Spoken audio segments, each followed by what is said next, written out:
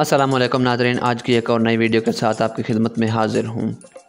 नाज़रीन, दांत का दर्द कितना शदीद होता है इसका अंदाज़ा लगभग हर फर्द को ही होता है। अक्सर दांतों में खिला, दांत के हिलने, मसूड़ों का इन्फेक्शन या दीगर वजूहात की बिना पर यह दर्द ज़िंदगी अज़ाब बना देता है।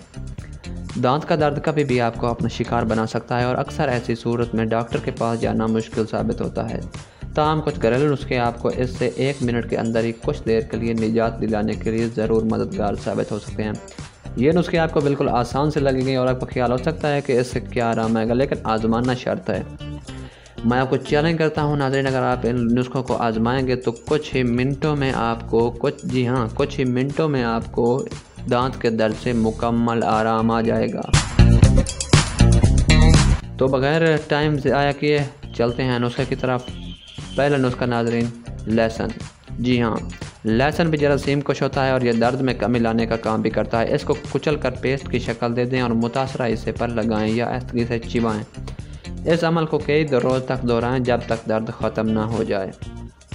दर्द तो वैसे 2-3 मिनट के अंदर भी ख़त्म हो जाएगा, लेकिन यह है कि दर्द दोबारा ना हो, इसलिए इसको कई रोज़ तक आजमाना है, इसको अमल करना है।